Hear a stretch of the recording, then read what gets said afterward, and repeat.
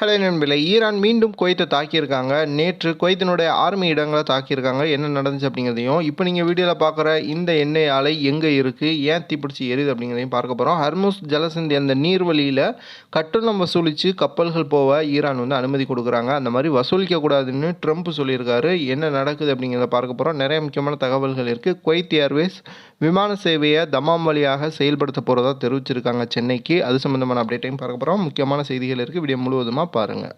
பிப்ரவரி 28 தொடங்கி 40 நாட்களாக தொடர்ந்து ஈரான் குவைத்தை அடிச்சுக்கிட்டே இருந்தாங்க.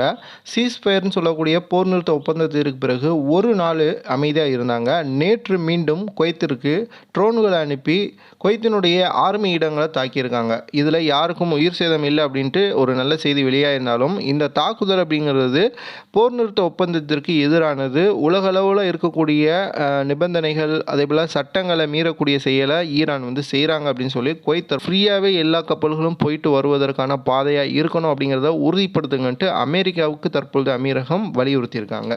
அடுத்ததாக இப்போ நீங்கள் வீடியோவில் பார்க்குற இந்த காட்சிகள் எங்கே அப்படின்னு பார்த்தீங்கன்னா, மெக்சிகோ நாட்டில் இருக்கக்கூடிய ஒரு மிகப்பெரிய எண்ணெய் நிறுவனம் தீப்பிடிச்சு எரியுது. இது 2வது தடவை அப்படின்னு சொல்லப்பட்டிருக்கு.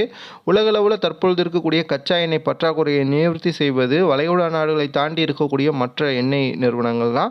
தற்பொழுது பல இடங்களில் இந்த மாதிரியான தீ விபத்துகள் ஏற்படுவது அடிக்கடி நிகழ்வதால் எண்ணெய் உற்பத்தி மற்றும் எண்ணெய் சப்ளையில் மிகப்பெரிய டிமாண்ட் ஏற்பட்டுக்கிட்டு இருக்கிறதா தெரிவிச்சிருக்காங்க. சவுதியினுடைய எண்ணெய் நிறுவனங்களை தாக்குன ஈரான் தற்பொழுது அதற்கு விலையாக அங்கே டேமேஜ் ஆன எல்லாத்திற்குமே பணம் கொடுக்கணும் அப்படிங்கிறதையும் சொல்லியிருக்காங்க. அதே போல் அமீரகமுமே ஈரான் தாக்கி எங்கெல்லாம் டேமேஜ் ஆகிருக்கோ அதற்கான நிவாரண தொகையை ஈரான் தான் எங்களுக்கு கொடுக்கணும் அப்படின்ட்டு சொல்லியிருக்காங்க. அடுத்த ஒரு மகிழ்ச்சியான செய்தி, குவைத் ஏர்வேஸ் சென்னைக்கு தமாம் வழியாக குவைத்திலிருந்து பஸ்ஸில் கூட்டிகிட்டு போய் பயணிகளை கொண்டு போகிறதற்கு வழிகளை ஏற்படுத்திக்கிருக்காங்க. இன்றைக்கே அதற்கான பயண திட்டம் ஏற்படுத்தப்படும் அப்படின்னு சொல்லியிருந்தாங்க.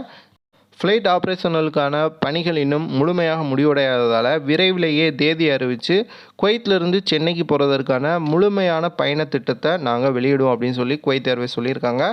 ஸோ குவைத்தில் யாரெல்லாம் டிக்கெட் போடுவதற்கு வெயிட் பண்ணிக்கிட்டு இருக்கீங்களோ கொஞ்சம் வெயிட் பண்ணுங்கள். குவைத் ஏர்வேஸ்லேயே நீங்கள் ஊருக்கு போகலாம். ஓகே நண்பர்களே, இந்த வீடியோ உங்களுக்கு பயனுள்ள தகவலாக இருக்கும் நம்புற வீடியோ பார்க்குறவங்க சேனலை சப்ஸ்கிரைப் பண்ணுங்கள், மறக்காமல் லைக் பண்ணுங்கள், உங்களுடைய நண்பர்களுக்கு இந்த வீடியோவை அனுப்பிவிடுங்க.